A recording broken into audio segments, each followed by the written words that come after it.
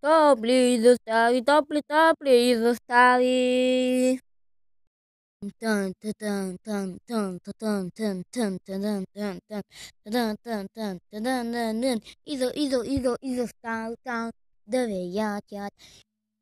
И за газовите хора съм Бан Паньков и не ще ви кажа една не точно енергийна напитка, една напитка, където в нея има витамини, всякакви такива неща, ето витамини, скорост ти дава и така.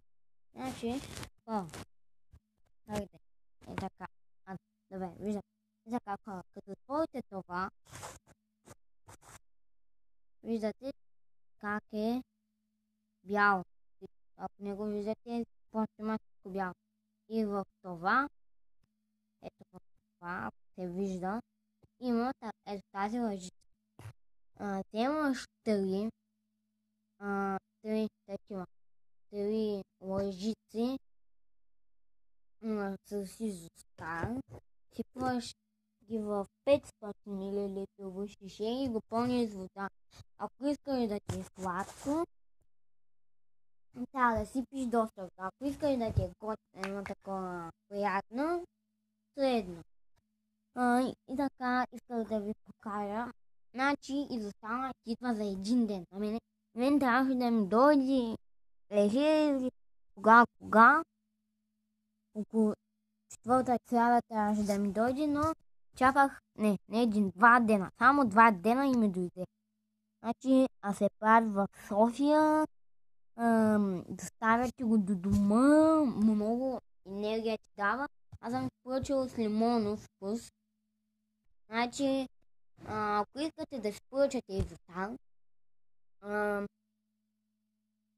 отидете в Google и напишете изостар.com. Значи, понеже там има още един сайт, но дори не го знам, в този сайт, където аз го видях, намерих, значи, там има двата най-вкусни вкуса. Лимон и портокал. Поръчайте лимон, портокал, едно такова гадно.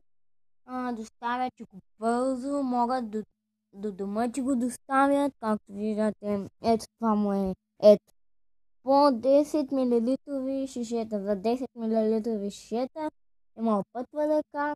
Лесно е, бързо става. Така, това искам да ви покажа. Изостава. Дойде ми вчера някъде тогава. Кехма. Готините е, че върви тази лъжичка. Има шишета, ама аз си го поръчах само те. Кехма изостава. Аз бях Бамън Пойнков и това беше реклама на изостава. Goodbye, батата.